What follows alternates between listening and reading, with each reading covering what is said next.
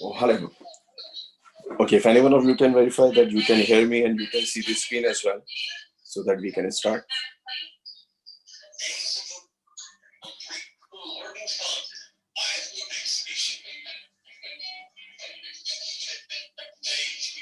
Oh, hello. Can you hear me?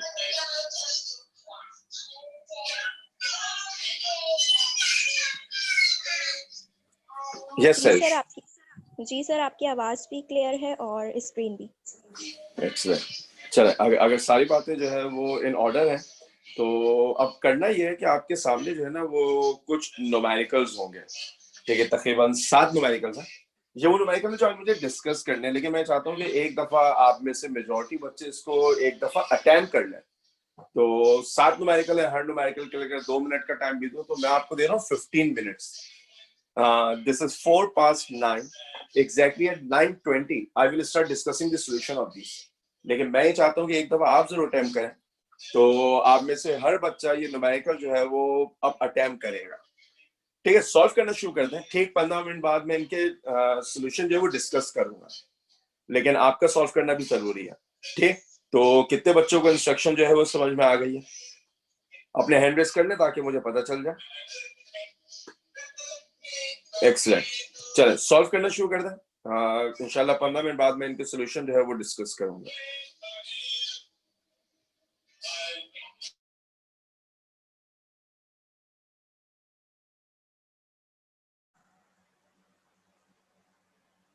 Hello.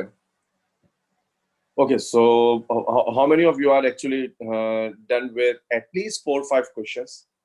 I mean, these were total 7 questions.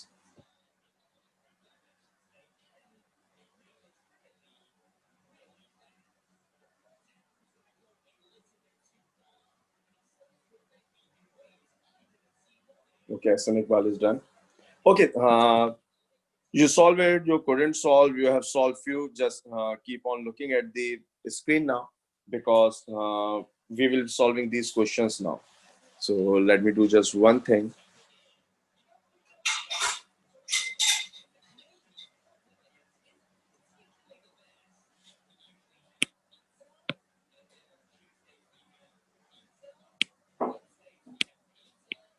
Okay, so starting with question number 1. Okay, all these questions are from the book. All these questions are actually from the book, so you will surely find these questions in the book as well. But in this chapter, we have a lot of numericals. तो मैं चाहूंगा कि आप में से हर बच्चा जो है वो एटलीस्ट किताब के जितने न्यूमेरिकल्स है ना, चाहे वो एग्जाम्पल्स हो, चाहे वो बुक में मौजूद प्रॉब्लम्स हो, उनको एक दफा जो है वो अटेम्प्ट जरूर करें। भले से आप जो है वो देख के करें, आपके पास जो है वो सेकेंड ईयर के सॉल्यूशंस जो है वो ऑलरेडी मौजूद होंगे। एटलीस्ट देख के करें, फिर बगैर देख के करें, लेकिन एक दफा तमाम न्यूमेरिकल की प्रैक्टिस करना जो है ना वो बहुत जरूरी है। अच्छा, क्वेश्चन क्या था? क्वेश्चन में आपसे कह रहे थे कि 2 charges of 2x - 7 coulomb and -5x - 7 coulomb are placed at a distance of 50 from each other. Find a point on the line joining the charges at which electric field is 0. मैंने पढ़ाते वक्त भी जो है वो इस बात का जो है वो रेफरेंस दिया था कि अगर मेरे पास एक चार्ज यहाँ पर है जो कि पॉजिटिव है, एक चार्ज यहाँ पर है जो कि नेगेटिव है। पॉजिटिव चार्ज 2 है, नेगेटिव चार्ज -5 है। अगर आप इनके दरमियान बात करेंगे तो याद रखिएगा पॉजिटिव की फील्ड जो है वो टूवर्ड्स होती है। मैं काम कर लेता हूं, मैं एक चार्ज का कलर चेंज कर देता हूं ताकि आप जो है वो डिस्टिंग्विश कर लें। मैंने पॉजिटिव चार्ज को ब्लू रखा हुआ है, मैंने नेगेटिव चार्ज को रेड बना दिया है। ठीक, अगर आप पॉजिटिव की फील्ड बनाए डिफरेंट जगहों पे, तो पॉजिटिव की फील्ड अवे होती है, तो यहां पर राइट बनेगी, यहां पर लेफ्ट बनेगी, और अगर मैं इधर बनाना चाहूं तो यहां पर ये राइट बनेगी कि पॉजिटिव की फील्ड हमेशा पॉजिटिव से अवे जाती है। तो टोटल 3 रीजन है, चार्ज का left, in between the charges, और दूसरे चार्ज का राइट। आप कहीं पर भी इस फील्ड को बनाएंगे वो पॉजिटिव से अवे बनेगी। अच्छा, अगर आप बात करेंगे रेड के लिए, तो नेगेटिव चार्ज की फील्ड टूवर्ड्स होती है, तो रेड की फील्ड जो है वो कुछ इस तरह बननी चाहिए, टूवर्ड्स। इधर बनाना चाहूंगा तो वो कुछ इस तरह बनेगी, टूवर्ड्स। और अगर इस तरफ बनाना चाहूंगा तो वो कुछ इस तरह बनेगी, टूवर्ड्स। यानी रेड की फील्ड जो है वो टूवर्ड्स बनेगी, और ब्लू की फील्ड उससे हमेशा अवे बनेगी। अब आप ये देखिए कि कहां कहां पर ये एक दूसरे के ऑपोजिट होते हैं। In between the charges they will add up. तो इंटेंसिटी के जीरो होने का सवाल ही पैदा नहीं होता, क्योंकि दोनों ऐड हो जाएंगी। अब इंटेंसिटी या तो जीरो बनेगी चार्जेस के राइट पे, या इंटेंसिटी बनेगी चार्जेस के लेफ्ट पे। तो हम सेकंड में जब मैं न्यूमेरिकल सॉल्व कराते तो बच्चों को एक सीधा सा उसूल बता देता था, इंटेंसिटी हमेशा कम चार्ज के पास जीरो बनती है। ठीक है, इंटेंसिटी हमेशा कम चार्ज के पास जीरो बनेगी, यानी इंटेंसिटी को अगर जीरो बनना है तो वो इस पॉइंट पर बनेगी। तो आप क्या करेंगे, आप कहेंगे ये जो डिस्टेंस है ये इस चार्ज से डिस्टेंस एक्स पर है, दोनों चार्जेस के दरमियान जो डिस्टेंस था वो डिस्टेंस आपको क्वेश्चन में गिवन है 50 सेंटीमीटर, यानी 0.5 मीटर। ठीक है, दोबारा सुन लीजिए क्योंकि दोनों चार्जेस की साइन डिफरेंट है, तो इसका मतलब है कि इंटेंसिटी बीच में जीरो नहीं बनेगी, या तो लेफ्ट पे जीरो बनेगी या राइट पे। उसूल मैंने आपको बता दिया, हमेशा कम चार्ज के पास। अगर किसी मासूम बच्चे के जहन में ख्याल आ रहा है सर -5 तो छोटा है, याद रखिएगा चार्जेस के केस में माइनस साइन का ताल्लुक अमाउंट से नहीं है, सिर्फ उसकी नेचर से है कि वो पॉजिटिव है या वो नेगेटिव है। तो कम चार्ज यहाँ पर 2 है, इंटेंसिटी 2 के पास जीरो बनेगी। तो आप क्या कहेंगे, इन E1 should be equal to E2। अगर ये वाला मेरे पास Q1 है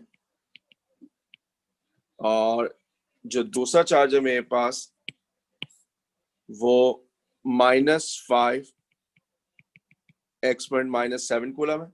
जब आप वैल्यूज पुट करेंगे तो याद है इंटेंसिटी होती थी K/R², तो ये बनेगा K, यहाँ आएगा Q1, इधर आप लिखेंगे x², क्योंकि Q1 के लिए डिस्टेंस पॉइंट का x है, जबकि E2 के लिए क्या होगा, K Q2 डिवाइडेड बाय, अब यहाँ जो डिस्टेंस आएगा वो आएगा x प्लस 0.5²।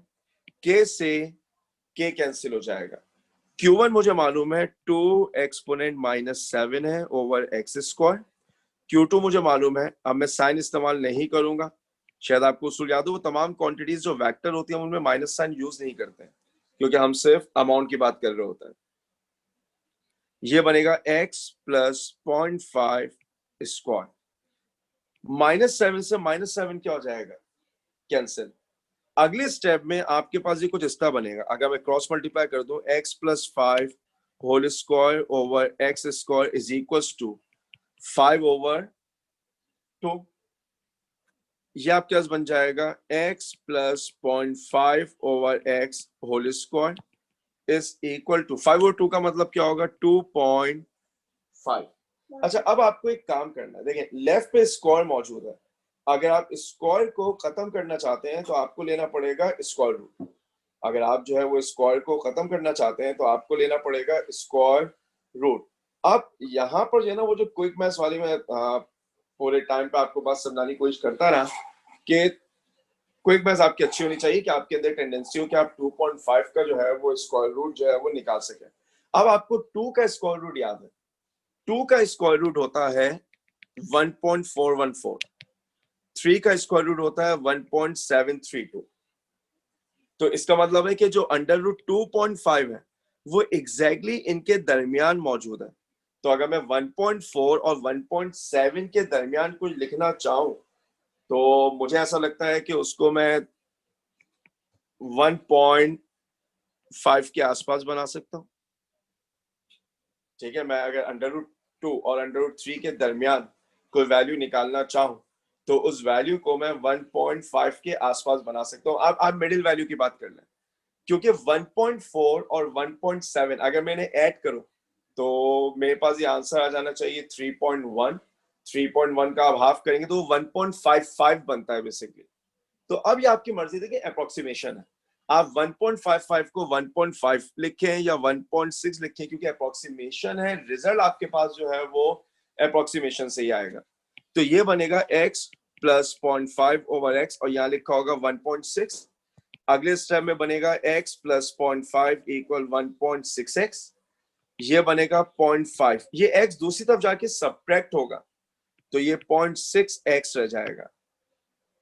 इसका मतलब x का मतलब है 0.5 ओवर 0.6, डेसिमल से डेसिमल कैंसिल, से 5/6। तो अगर आप डिवाइड करने की कोशिश करेंगे तो 6 7 42 होता है, ठीक है, 6 8 48 होता है। तो मुझे उम्मीद है कि मेरे पास जो भी आंसर आएगा वो 0.8 के आसपास होगा। अब आपने जब ये अप्रोक्सीमेशन से सॉल्व किया तो सबसे पहले आप अपने ऑप्शंस देखेंगे। फर्ज करें अगर मेरे पास जो है वो ऑप्शंस मुझे नजर आए कुछ इस तरह के 0.5 मीटर, 0.7 मीटर, 0.82 मीटर, मुझे नहीं पता इसका आंसर क्या। आपने अगर पूरा सॉल्व किया तो मैं आपसे आंसर पूछ लूंगा। अगर आपके पास लेट से एक आंसर आपके पास जो है वो आ गया 0.1 मीटर, तो जो अप्रोक्सीमेशन आपने की 0.82 इज अ बेटर अप्रोक्सीमेशन। अब जिन बच्चों ने सॉल्व किया, कितने बच्चों ने आंसर जो है वो 0.8 के करीब निकाला? अगर अपने हैंड रेज कर लेंगे।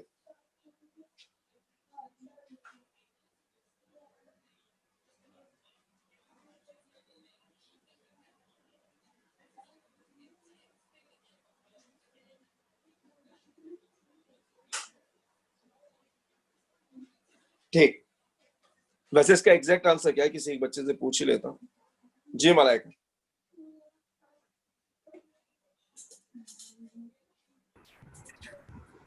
सर इसका आंसर 0.8 ही है, क्योंकि हमने जब क्लास में किया था तो इसका आंसर यही आया। 0.86 आ रहा है सर। हाँ, मेरा ऐसा ख्याल है किताब में, क्योंकि मेरे पास अनफॉर्चुनेटली किताब नहीं है, मैं शायद बहुत दफा ये बात बता चुका, लेकिन मेरा ख्याल है 0.86 जो है वो किताब के अंदर आंसर मौजूद होगा। ठीक है, लेकिन 0.6 ऐसे ही आता है 0.8 समथिंग। बिल्कुल, क्योंकि आप तो एप्टीट्यूड में तो आपने करनी भी अप्रोक्सीमेशन है, एप्टीट्यूड में आप एग्जैक्ट आंसर जो है वो निकालेंगे भी नहीं। तो 0.8 is the correct answer near me. तो जिनके पास ये आंसर आया बिल्कुल सही आंसर उन्होंने निकाल लिया। नेक्स्ट न्यूमेरिकल देखिए। अच्छा, ये सवाल अच्छा सवाल है, देखने में बड़ा लगता है लेकिन तो देख के आप जवाब बता देते हैं। What are the electric field and potential at the center of a square whose diagonals are 60 centimeter each when charges each of 2 microcoulomb are placed at the four corners? तो अब वो क्वेश्चन में कहते हैं कि हमारे पास एक स्क्वायर है कुछ इस तरह का, इसके 4 कॉर्नर है। आपने यहाँ पर रखा 2 माइक्रोकूलम, यहाँ पे रखा 2 माइक्रोकूलम, यहाँ पे रखा 2 और यहाँ पर भी क्या रखा 2 माइक्रोकूलम। क्वेश्चन में क्या कह रहा है? What are the electric field and potential at the center of this square? जहां तक सवाल है फील्ड का, तो क्योंकि क्वेश्चन में डायगोनल गिवन है 60 सेंटीमीटर, तो इसका मतलब है जो एक डिस्टेंस होगा वो एक डिस्टेंस आपके पास जो है वो 30 सेंटीमीटर का बनेगा, यानी R इज 0.3 मीटर। लेकिन इतनी मेहनत की नीड क्यों नहीं है? क्योंकि तमाम चार्जेस पॉजिटिव है, पॉजिटिव चार्ज की फील्ड अवे बनती है। तो अगर आप इस 2 की फील्ड बनाएंगे तो वो इससे अवे बनेगी कुछ इस तरह, आप इसकी फील्ड बनाएंगे वो इससे अवे बनेगी कुछ इस तरह, इसकी फील्ड इससे अवे बनेगी और इसकी फील्ड इससे अवे बनेगी। क्योंकि चार्जेस इक्वल है, ये सब एक दूसरे को क्या कर देंगे, कैंसिल कर देंगे। तो मेरे पास जो net electric field intensity at centre है वो मैं बगैर सॉल्व किए बता सकता हूं कि आंसर क्या आ जाएगा, 0 आ जाएगा। एप्टीट्यूड के हवाले से अच्छा सवाल है। इस क्वेश्चन में आप देख रहे हैं कि पार्ट ए है, किताब के अंदर इसका जो है ना वो पार्ट बी भी मौजूद है। उस पार्ट बी में उन्होंने चार्जेस डिफरेंट लिए हुए, तो उसकी प्रैक्टिस जो है वो जरूर कीजिएगा। तो ई एट सेंटर आपके पास कितना आ जाएगा, 0 आ जाएगा। जहां तक रहा सवाल पोटेंशियल का, तो मैंने बार बार एक बात कही कि पोटेंशियल स्केलर है। आपको क्या करना पड़ेगा, तमाम पोटेंशियल्स को आपने तमाम पोटेंशियल्स को जो है वो डायरेक्टली जो है वो ऐड करना पड़ेगा। ठीक है, डायरेक्टली ऐड करने का मतलब ये होगा कि आप जो है वो चारों पोटेंशियल निकालेंगे, यानी के क्यू ओवर आर। अगर पोटेंशियल का फॉर्मूला जहनों में है ये होना चाहिए, वी के क्यू 1 ओवर आर प्लस के क्यू 2 ओवर आर, के क्यू 3 ओवर आर एंड के क्यू 4 ओवर आर। इस सवाल की अच्छी बात यह कि तमाम के तमाम चार्जेस जो है वो इक्वल है। अगर तमाम चार्जेस जो है वो इक्वल हैं तो आप क्या कर सकते हैं, आप इसको जो है वो 4 टाइम्स के क्यू ओवर आर लिख सकते हैं। आपको एक ही दफा सॉल्व करना पड़ेगा। अच्छा, मेरा ख्याल ये कि अगर ये सवाल एमसीक्यूज में आया और उन्होंने इंटेंसिटी और पोटेंशियल दोनों मांगे और सिर्फ पहले ही ऑप्शन में इंटेंसिटी 0 है एक ऑप्शन में, तो आपको जो है वो दूसरा पार्ट सॉल्व करने की नीड नहीं, आप डायरेक्टली कर सकते हैं। हाँ, अगर 2 पार्ट्स में आपको इंटेंसिटी 0 नजर आए तो फिर आपकी मजबूरी होगी, आपको सॉल्व करना पड़ेगा। कैसे करेंगे, 4 k का मतलब 9x.9, q आपको मालूम है 2x-6 और r जो है वो 0.3 है। अगर मैं उसको 3x-1 लिख दूंगा तो मेरा ऐसा ख्याल है आपके लिए सिंप्लीफिकेशन आसान हो जाएगी। क्यों 3 1 ये 3 आ जाएगा, 4 3 12 होता है, 12 into 2 24 होता है। अब ये 10 की पावर 9 है और -6 है, क्या बन जाएगा 3, एक -1 न्यूमरेटर में जाएगा तो बन जाएगा +1, तो ये आएगा 24 exponent 4। ठीक, और शायद आपको पोटेंशियल का जो है वो यूनिट याद हो कि वो आपके पास क्या होता है, वोल्ट, यानी 24 exponent 4 जिसको मैं 2.4 exponent 5 भी लिख सकता हूँ। कितने लोगों ने कुछ इसी तरह का आंसर निकाला?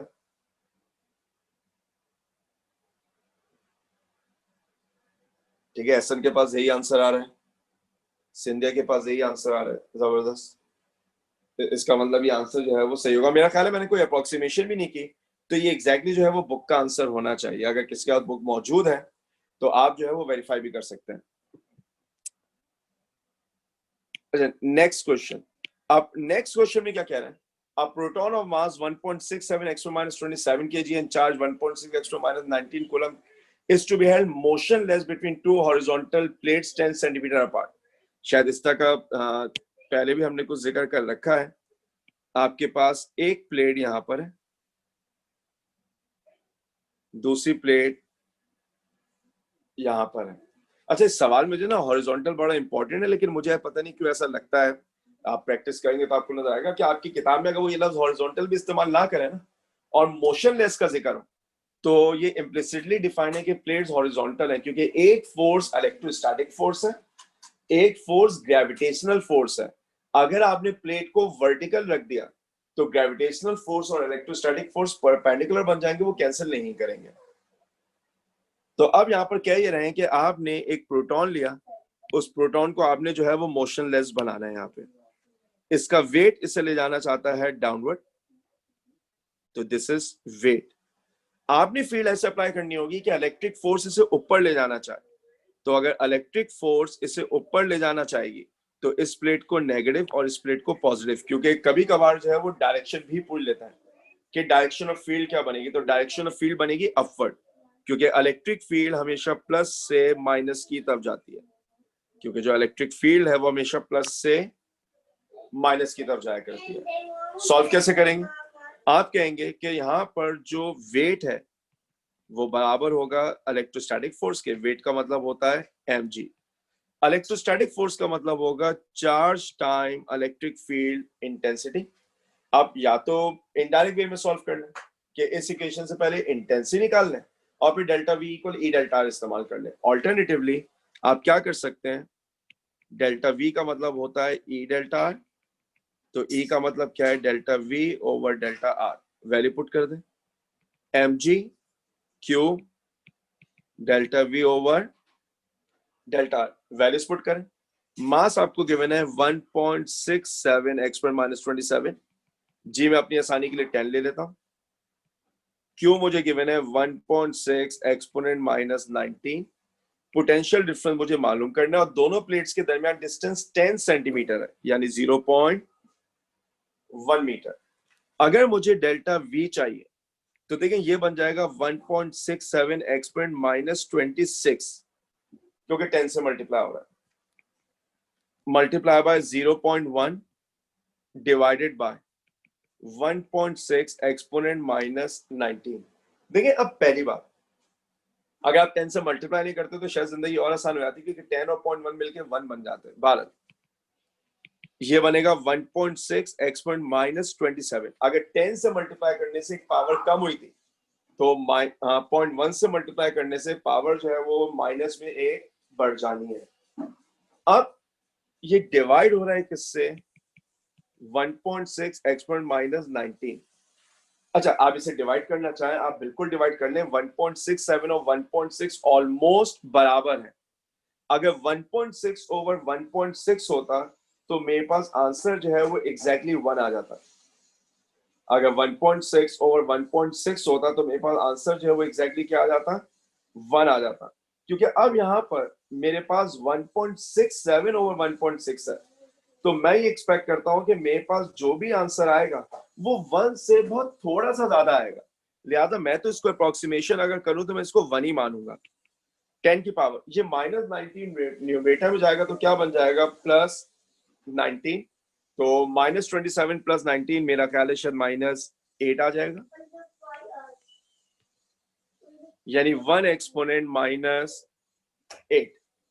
कितने लोगों ने सॉल्व किया, उनका आंसर 1 एक्सपोनेंट -8 के करीब आया?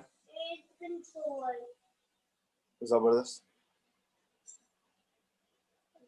किताब में भी देखेंगे तो मेरा ख्याल है कि 1.67, क्योंकि जो चेंज है वो डेसिमल के बाद दूसरी पोजीशन पे है, तो आंसर आपका जो है वो ऑलमोस्ट 1 ही आ रहा होगा। तो 1 एक्सपोनेंट -8 इवन अप्रोक्सीमेशन से भी बहुत अच्छा आंसर है। किसी ने बुक से आंसर मैच किया है तो आप मुझे बता सकते हैं।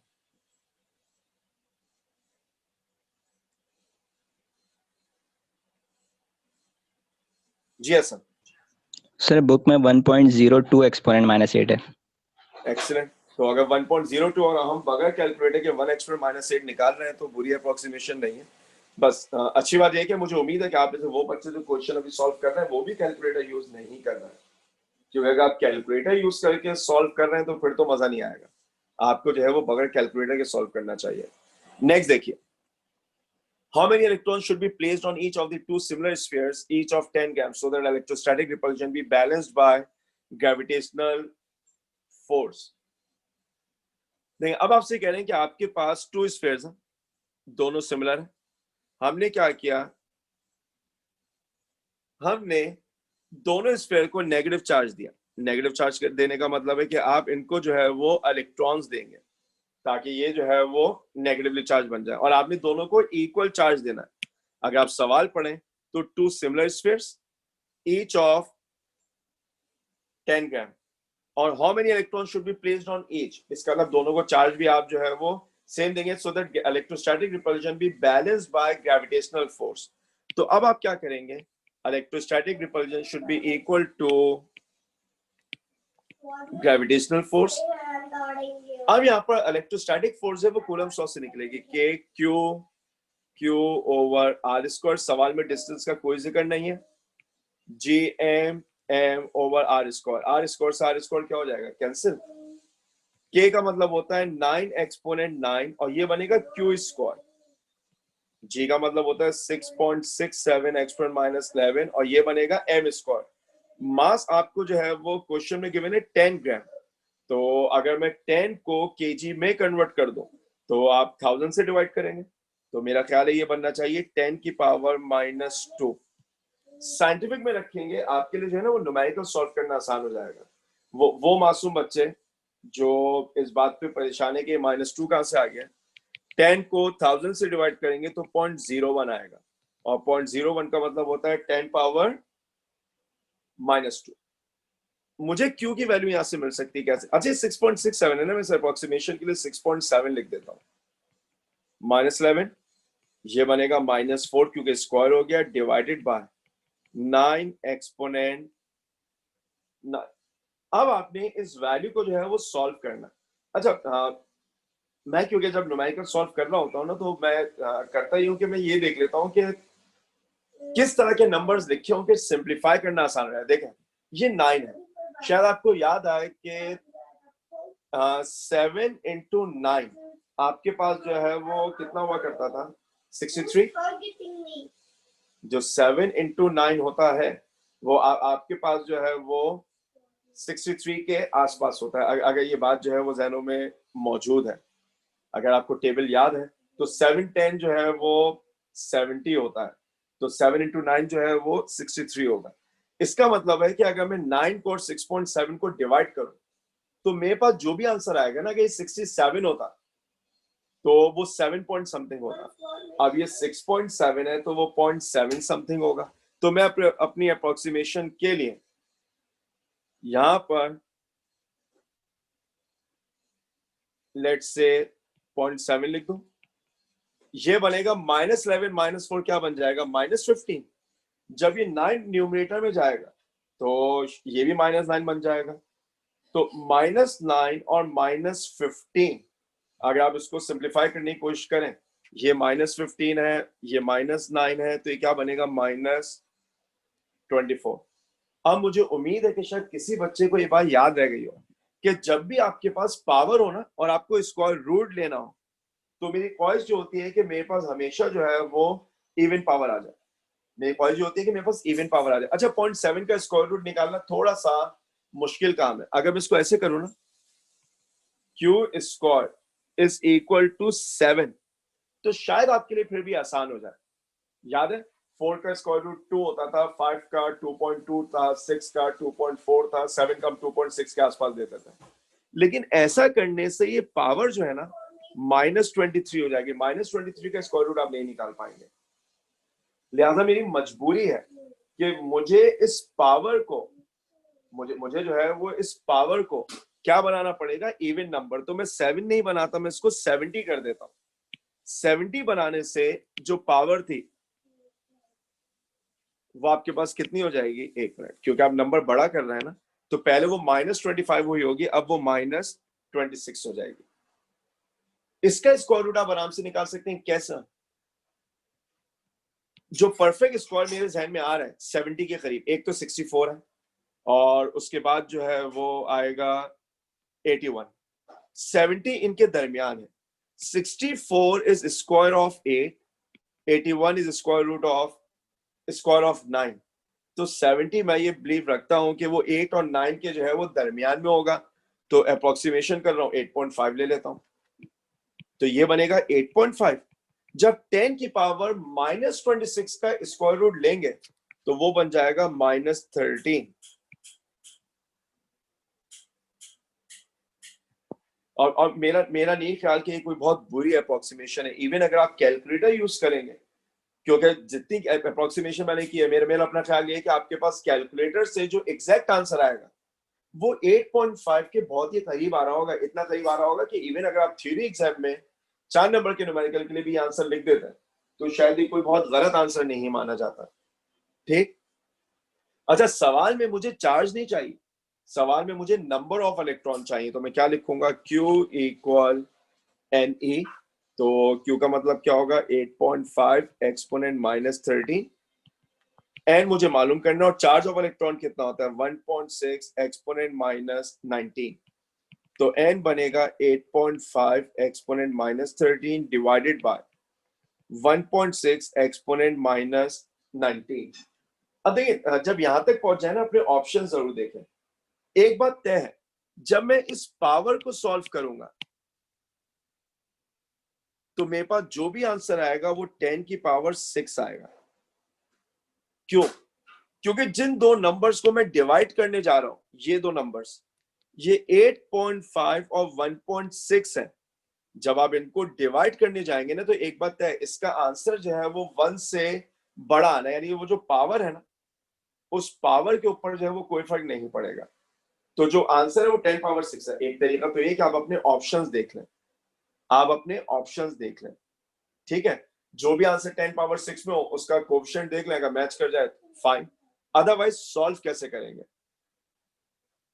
देखिए, बड़ी आसान सी लॉजिक है। हाँ, यानी जिस तरीके से मैं कर रहा हूं, मैं एक बार और भी बार बार कहता रहा कि जो क्विक मैथ्स होती है ना, वो क्विक मैथ्स तो हमारी प्रैक्टिस पे चलती है। और हो सकता है कि जिस तरीके से आप कैलकुलेशन करते हैं और जिस तरीके से मैं कैलकुलेशन करता हूं वो दोनों डिफरेंट तरीके हो, वो दोनों जो है वो डिफरेंट तरीके हो, वो दोनों जो है वो डिफरेंट तरीके हो। लेकिन आपके नजदीक वो मेथड जो आप फॉलो करते हैं, अगर वो आसान है, आप उसे फॉलो करते रहिए। देखिए, मुझे नजर आ रहा है 8.5 और 1.6, क्योंकि मुझे टेबल थोड़े से ज्यादा याद है, तो मुझे याद पड़ता है कि 1.6 को मैं 5 से मल्टीप्लाई कर दूं तो एग्जैक्टली 8 आंसर आएगा। ठीक है, यानी अगर ये, चले और आसान कर दो, अगर ये लिखा हुआ होता 8/1.6, अगर ये लिखा हुआ होता 8/1.6, तो शायद आप एग्री कर जाते सर, ये 0.5 आंसर आएगा। ठीक है, ये आपके पास क्या आंसर आया था, 0.05 या कुछ इस तरह से। क्यों? क्योंकि 8 है और 1.6 है। अगर मैं इस डेसिमल को रिमूव कर दूं तो आपके लिए और आसान हो जाएगा, ये बनेगा 8/16। तो जब भी मैं थोड़ी देर पहले बता रहा था कि 1.6 × 5 8 होता है, तो 16 इंटू 5 जो है वो 80 बन जाएगा, यानी मेरा आंसर जो है वो 5 के करीब करीब आएगा। वो मैंने 0.5 गलत कह दिया था, वो 5 के करीब आएगा क्योंकि डिनोमिनेटर छोटा है। क्योंकि ये 8.5 है तो मेरा आंसर 5 से बड़ा आना चाहिए।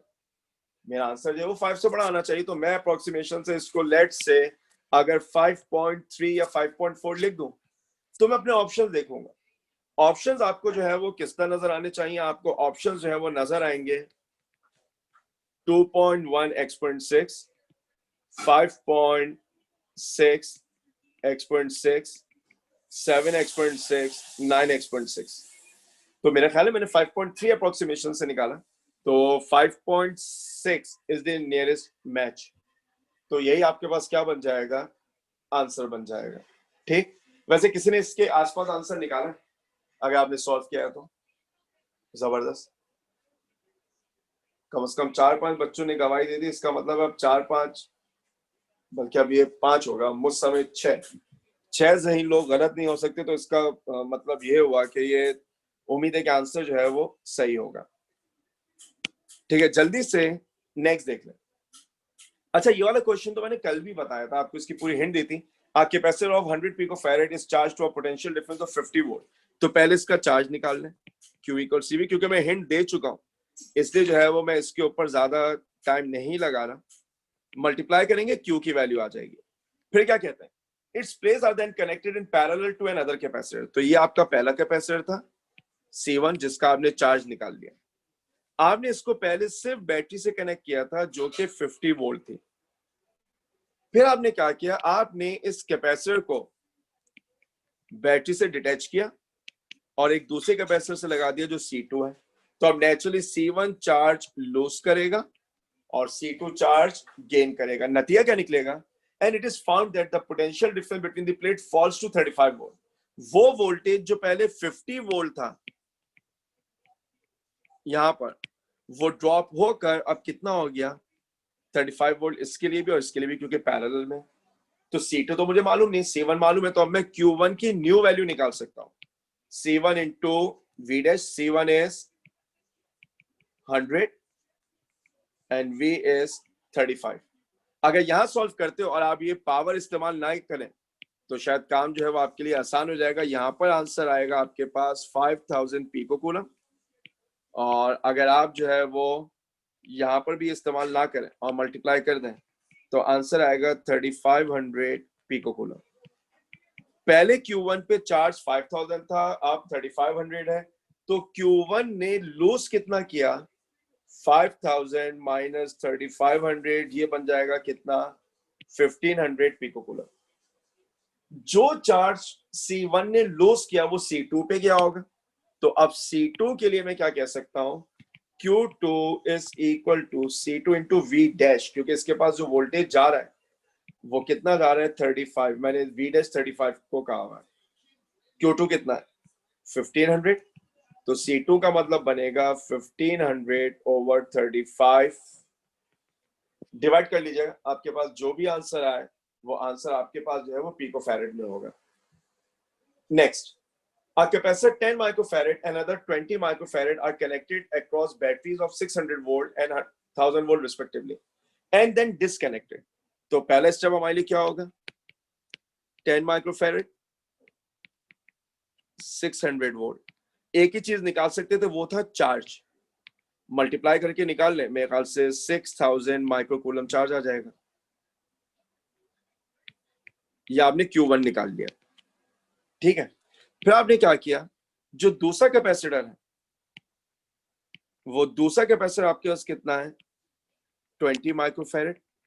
इसको आपने कनेक्ट किया हुआ है किससे? 1000 वोल्ट से। Q2 निकालेंगे तो कितना आ जाएगा? मेरा ख्याल है 20,000 माइक्रोकूलम। देखें, ये वो तरीका है जिससे आपको भी सॉल्व करना चाहिए। आपको पूरा पूरा डेटा बना के और एफर्ट लगाने की नीड नहीं है। आप तो सिर्फ सवाल देखते 10 इंटू 600, आप कहते हैं सर 6000 आएगा। 20 इंटू 1000, आप कहते हैं कि सर आंसर जो है वो 20,000 आ जाएगा। जब आपने ये काम कर लिया, अब क्या कहते हैं? They are joined in parallel. They are joined in parallel. अच्छा, जैसे आप इनको पैरेलल में कनेक्ट करेंगे तो अब एक के पास चार्ज कम है, एक के पास चार्ज ज्यादा है। तो जिसके पास चार्ज ज्यादा है उसने चार्ज को जो है वो लूज करना है, जिसके पास चार्ज कम है वो चार्ज को क्या करेगा, गेन करेगा। और ये सिलसिला कब तक चलेगा, जब तक दोनों का पोटेंशियल क्या ना बन जाए सेम, जब तक दोनों का पोटेंशियल क्या ना बन जाए सेम ना बन जाए। याद है ना मैंने जुमला कहा था कि कोई भी कैपेसिटर कब तक चार्ज एक्सेप्ट करता है, जब तक उसका वोल्टेज, वहां पर मैंने कहा था कि सेल और बैटरी के बराबर ना बन जाए, आप उसे बेहतर बनाने जब तक वो सोर्स के बराबर ना बन जाए। यहाँ पर C2 पे ज्यादा चार्ज है तो C2 चार्ज लूज करेगा, C1 चार्ज गेन करेगा। तो अब C2 सोर्स है वो लूज करेगा, C1 जो है वो गेन करेगा, क्योंकि दोनों पैरेलल में है।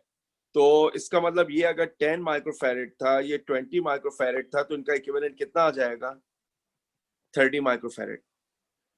बिल्कुल यही सवाल किताब में सीरीज कॉम्बिनेशन के लिए भी है। ठीक है, आप चाहे तो प्रैक्टिस के लिए सॉल्व कर सकते हैं। पैरेलल क्योंकि एप्टीट्यूड के हवाले से अच्छा है, क्योंकि आप डायरेक्ट आंसर निकाल लेंगे, वहां पे वो रेसिप्रोकेट जो है वो करना पड़ेगा, थोड़ा सा मुश्किल काम हो जाता है बहुत सारे बच्चों के लिए। अच्छा, अब यहाँ पर वो क्या कह रहे हैं, सी आपको पता चल गया कितना है, 30 माइक्रोफैरेड। टोटल चार्ज कितना है सिस्टम के ऊपर, सिस्टम पे टोटल चार्ज है 26,000 माइक्रोकूलम। इसका मतलब ये हुआ कि Q मालूम है, C मालूम है, आप रिजल्टेंट वोल्टेज निकाल सकते हैं Q इक्वल CV से। तो V कैसे निकालेंगे, Q ओवर C से, यानी ये होगा 26,000 डिवाइडेड बाय 30।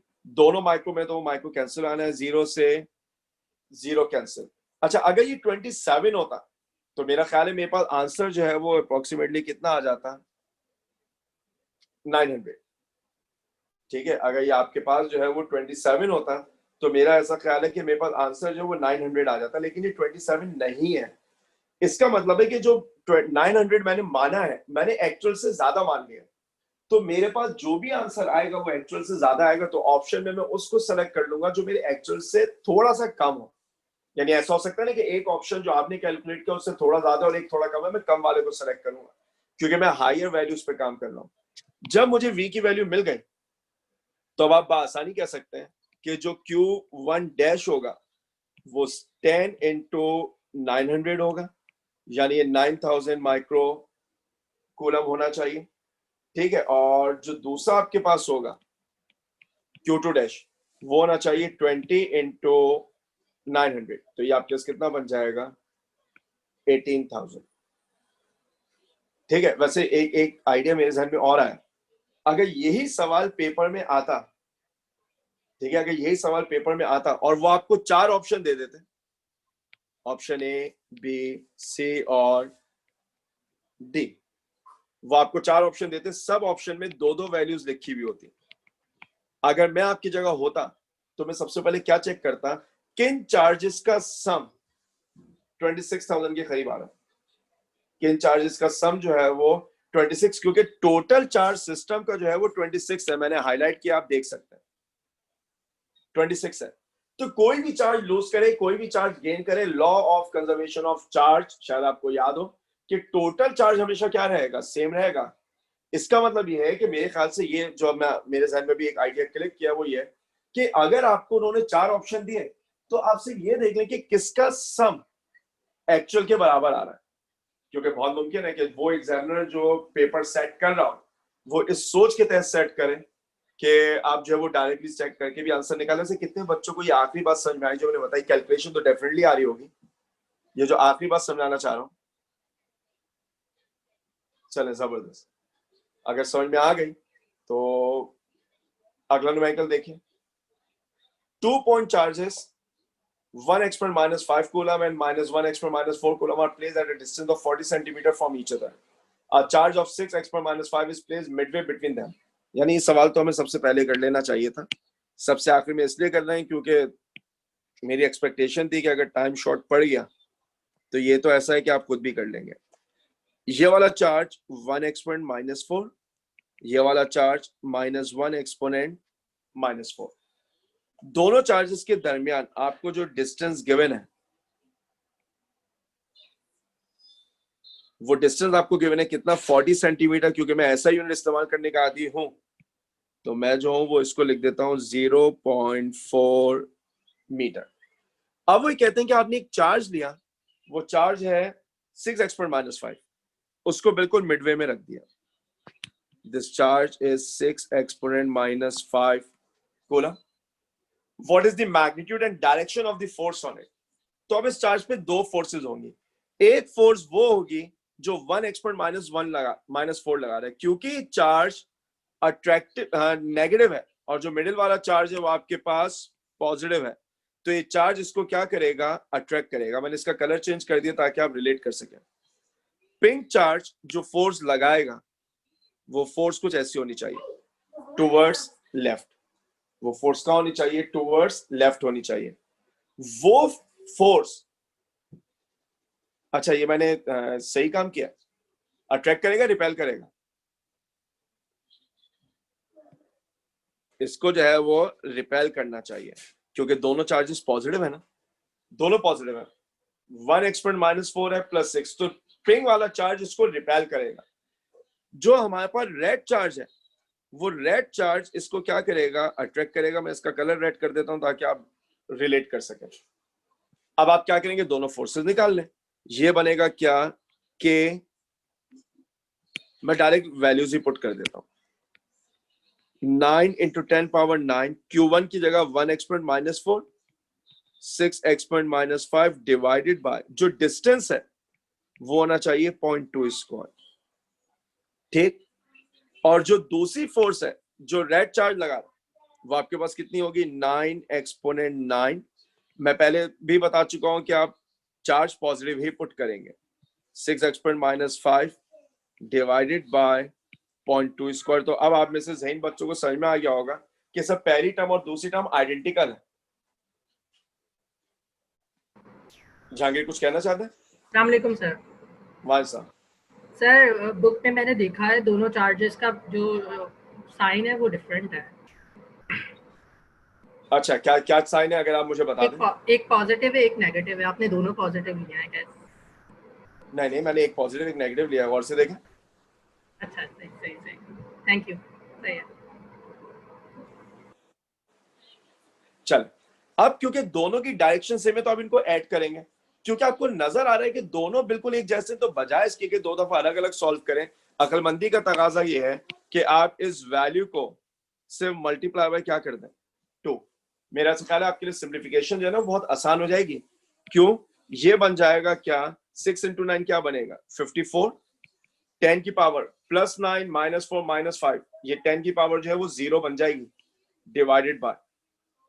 अब ये 0.2 का स्क्वायर है, तो अगर आप चाहें तो 0.2 का स्क्वायर जो है वो निकाल लें, 0.04 बनेगा. 2 से इसको सिंप्लीफाई कर लें बहुत आराम से. आप जो है वो, मेरा ख्याल है कि शायद 27 के आसपास जो है वो शायद कोई आंसर आ जाए, जैसा मुझे रफली लगता है. न्यूमेरिकल कंप्लीट जरूर कर लीजिएगा. इस चैप्टर में न्यूमेरिकल बहुत सारे हैं. मैंने वो न्यूमेरिकल करा दिए जो मेरा ख्याल था कि हमें जो है वो पहले कर लेने चाहिए. न्यूमेरिकल आप अटेम्प्ट जरूर करेंगे. किसी को भी न्यूमेरिकल सॉल्व करने में कोई प्रॉब्लम है मुझसे बिल्कुल पूछ सकता है. अच्छा, अब मेरी अगली क्लास जो है वो कल होगी. अब मैं जितनी भी बातें कर रहा हूँ वो सिर्फ मैं एमकेट कायद वालों से कर रहा हूँ. अल्लामा वालों की क्लास अपने रेगुलर टाइम पे ही होगी. ठीक है. अच्छा, उससे पहले एक अनाउंसमेंट, मैंने ग्रैंड टेस्ट फ्राइडे को अनाउंस किया हुआ था. शायद फ्राइडे को आपका केमिस्ट्री का ग्रैंड टेस्ट है, ऐसा ही है?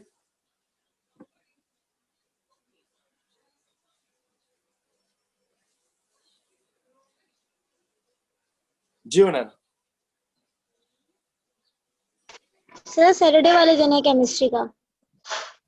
केमिस्ट्री सैटरडे को. सर सैटरडे वाले दिन है. ठीक.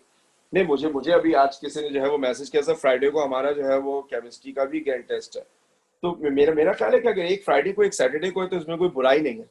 मैं आगे इसलिए नहीं करना चाह रहा कि वो ये ना हो कि आपके आगे कोई और एग्जाम आ रहा हो और वो उससे क्लैश कर जाए. तो आप में से कितने बच्चों को फ्राइडे वाले ग्रैंड टेस्ट की टाइमिंग पे कोई एतराज नहीं है? सिर्फ जल्दी से अपने हैंड रेस कर लें भाई. इतने काफी है. तो ग्रैंड टेस्ट जो है वो अगर केमिस्ट्री का सैटरडे को है तो फिजिक्स का जो है वो फ्राइडे को ही रहेगा. अगर किसी को बहुत प्रॉब्लम है वो मुझे डायरेक्टली मैसेज कर दे, मैं उसका सोल्यूशन बता दूंगा कि what we can do. Second thing, अब मैं सिर्फ एमकेट कायद वालों से मुखातिब हूँ.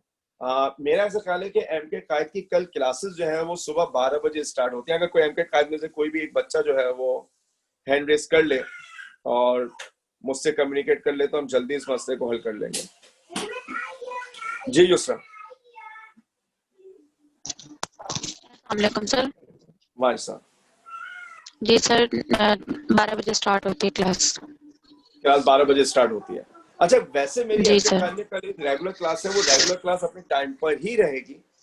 कल मैं एमकेट कायद में एक एक्स्ट्रा क्लास दूंगा सुबह 10:30 से 12:30, ओ सॉरी 10:30 से 12, 1.5 घंटे की, जिसमें मैंने मैग्नेटिज्म जो है वो कंप्लीट करा देना है और फिर हम उसमें इलेक्ट्रॉनिक्स भी जो है वो डिस्कस कर लेंगे। ठीक है, तो एमकेट कायद गौर से सुन लें, कल सुबह 10:30 से 12 आपकी एडिशनल क्लास होगी अदर देन रेगुलर क्लास। कितने एमकेट कायद वालों ने बात सुन ली है वो अपने हैंड रेज कर लें खाली। जबरदस्त। और जिन्होंने हाथ उठा उन्हें कोई एतराज भी नहीं होगा। तो now we will resume from here on Wednesday. एमकेट अल्लामा की क्लास अपने रेगुलर टाइम पे, कायद की भी अपने रेगुलर टाइम पे, लेकिन अदर देन दैट मैं एक एक्स्ट्रा सेशन लूंगा सुबह 10:30 से 12। और अल्लामा की ज़हमतें ऑलरेडी तमाम हो चुकी हैं और कायद की ज़हमतें इंशाल्लाह कल तमाम हो जाएंगी। So I will resume from here tomorrow.